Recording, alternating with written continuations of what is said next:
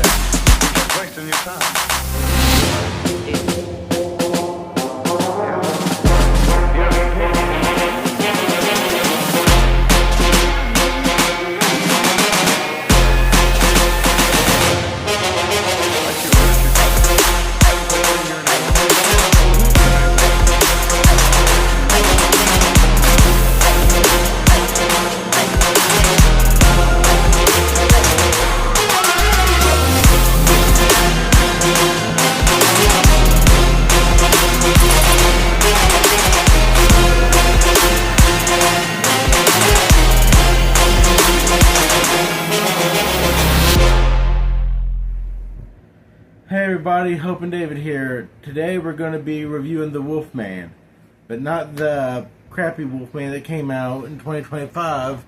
We already did that one. Go watch it. It was a Wolfman that came out in 1941 with Lon Chaney Jr. This was a great movie. It's not as good as The Invisible Man, but it's pretty close. I give it probably like a solid 8. I felt comfortable with that. It was good. I really enjoyed it. It was better than that shitty Wolfman that we watched a few weeks ago. That was dog shit. I didn't like that one. This one was way better. The effects were way better. They didn't look like Gollum from fucking Lord of the Rings Part 13. I like Lord of the Rings. It's a bunch of walking. We need to review those. God, it's just walking. I'm sorry. I mean, they're fighting. Visually they're good. But it's just, I mean, they could be condensed down. Like, they need to do, like, the Lord of the Rings Kai. You don't like Magneto? I do. I just don't want the thing as a grandpa. Anyways, back to the Wolfman. It's starring Lon Chaney Jr. He was great as the Wolfman. Yeah, it came out in 1941. It was really good. A lot better than 2025 Wolfman. Mm-hmm. I love those old black and white movies. I think they're way better. I think they're better than the modern day movies, to be honest. Like way fucking better. There's more. I think there's more story there because they're not. They're limited in what they can do, which I like, because that's the kind of films I make. And I think I like black and white. I like to make our own black and white movie. I think that'd be kind of fun. The only thing about those black and white movies that kind of turns some people nowadays off is, other than the effects, because people like effects nowadays, and also they kind of have like a love story vibe to them. That's what about them. The reason why we're reviewing them is because I bought about a year or so ago. I bought this big old case. The Universal Monsters. It's has 30 of them in there. It's got a shitload, you know. Yeah, I went through all of them in the last video. Yeah, but people might not be watching them in order though. So you should. All y'all should watch our shit, especially if you like the Universal Monsters. We're probably going to do a lot of these. But nobody reviews these movies on here. I mean, AVGN is like really the only one that, and yeah, a lot of people don't really talk about them a whole lot. And any publicity I could get for the Universal Monsters, I'm going to do, because they're great movies, and they shouldn't be lost to time. Which I know they still got a lot of fans out there, but a lot of their fans, their age range is dead. So, because a lot of them came out like almost 100 years ago, like Dracula, came out in 1931. It's the oldest one, and 1931 is in 6 years. So in 6 years, a few of these movies are going to be 100 years old. Which is crazy. It is, yeah. Because I don't think these movies should ever be forgotten. So if y'all want to watch any of these, boom. Like if I was a film teacher, I would be like, we're watching these. These is what we're learning from. These are what, like, fuck those Hollywood motherfuckers. These is what you need to... It's the basis of horror and movies in general. If you can't appreciate these, then those other movies, those you wouldn't get Jason or fucking Freddy without those. Just, you know, it's like... I agree. Those are the ones that paved the way. And I know a lot of them start out as books. Like Dracula started out as Bram Stoker. Frankenstein was Mary Shelley. Yeah.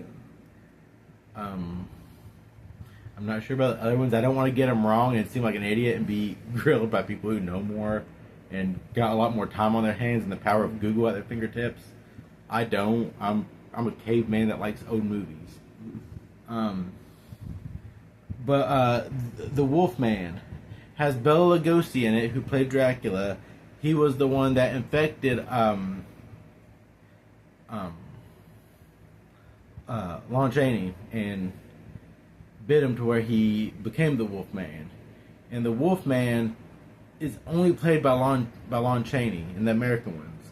He's so he's the original, and he's also in Frankenstein Meets the Wolfman, the Abbott and Costello. I think the Ghost of Frankenstein. I think he's also in. But I think Lon Chaney don't get enough love. You know, Boris Karloff gets a lot of love for Frankenstein and the Mummy. Bela Lugosi gets a ton of love for Dracula, and they all deserve it. Lon Chaney deserves some too, though, I think. He's forgotten, and he shouldn't be. He's very great. His dad was Lon Chaney Sr. He did The Hunchback of Notre Dame. We just said it. Phantom of the Opera, and all kinds of other ones, you know. So he's a second generation actor, a great second generation actor, and he just gets forgotten because he's just not quite as popular as his dad was, because he couldn't do all the faces. But his acting is good. When he's acting and after he gets infected by the wolf, you can tell he's constantly in pain because he always has that pain on his face. Unless you're Jim Cornette. Like he is desperately needing help. And I love that in an actor because he expresses the pain on his face, yeah, which is great. That's a lost art. Yeah, we don't have actors like these anymore. Oh yeah, great actors. I love the black and white movies. I can't say enough good thing about them. And like I said earlier, The Munsters, which is almost a spoof of these, really, because Herman is like a Frankenstein and Grandpa is like a Dracula. Lily is, I guess, a Dracula's daughter, I guess. Eddie Munster is the Wolfman. But they're good. I don't think black and white films and TV shows don't get enough love. No, they don't. They don't. And the horror genre, I think, is something that can easily be brought back, because the movies we've been watching here lately that someone is forcing me to watch against my will ain't as good. So I'm like, okay, we'll watch this hot turd if we can watch the other ones after. And that's what we're doing now. Yeah, and those were better. No, a lot better. A lot better. So who was right? Alright, so out of stars, how many would you give the Wolfman? 8? 8 stars, yeah. 8 is fair. 8.5. Yeah, that's our review on the Wolfman. There's not much we can say about it because it's just good, you know. It's just great. Like the transformation are awesome. It's overall it's a good one. It's definitely a fun watch. And it's good because his story never actually ends. Like his story continues onto each with the other ones when they change the actor, almost kind of ends. With Larry Talbot, I think his name was on there. He carries it through like 4 other movies, and he always has the same issue. He's always the Wolfman, Find something? Animal tracks. Whoever is bitten by a werewolf and lives becomes a werewolf himself. Oh, don't hand me that. You're just wasting your time. The wolf bit you, didn't he? Yeah. Yeah, he did. You wouldn't want to run away with a murderer, would you? Oh, Larry, you're not. You know you're not. I killed Bela. You know, he's trying to get rid of it. He's trying to find a way to kill himself and stuff because he almost has the Incredible Hulk thing going on. You know, he can't die because the Wolfman won't allow it. I feel like a lot of movies take a lot of inspiration from the Universal monster movies. I would say that. That's fair. That's fair. Jason and Frankenstein, but more gorier.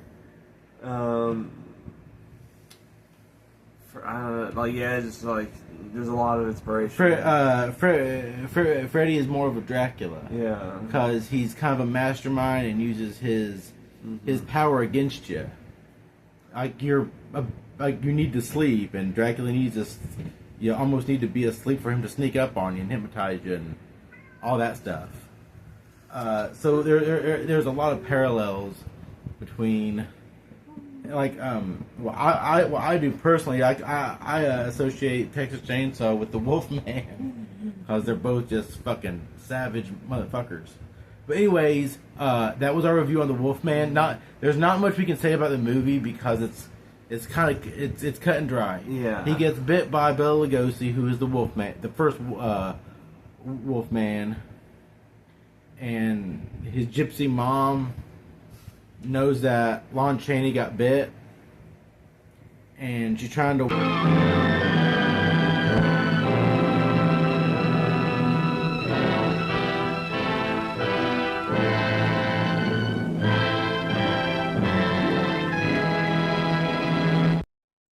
warn him, be like, "Hey, you're going to be a Wolfman." Hey, and the rest of the time is Lon Chaney just trying to avoid the law and everything, and he likes the girl, and that's kind of where it ends. You know, he's running from the law at that point, trying not to get caught, trying to clear his name, I guess. But that's our review on the Wolfman. We really like it. I know I've rambled on about the Universal monsters, but I love them. I think they're great. They're all good. Hey, if y'all enjoy it, we got a box full of them here that we can do, you know, and I don't mind sitting and watching them. Also, if there's other black and white horror films you recommend us to watch, I will definitely be down. Preferably the Universal monsters because we're kind of short on our streaming services, so anything that y'all tell us to watch, it may be kind of hit and miss, but Universal, I probably got it, so we'll be more than happy to watch it. Don't get mad if it's one of them you like and we don't. You know, you ready to go now? All right, everybody, if you're going to be in the Kentuckian area, come to Caesar, Southern Indiana. It's a casino. We got the Gordon Ramsay restaurant. We got, you know, if you're over 21, we got gambling. Come and give us all your money. The food there is awesome. I get to eat a lot of it. I'm in the kitchen. See y'all later. Bye. Bye. Thank you, fuck you, bye, boom.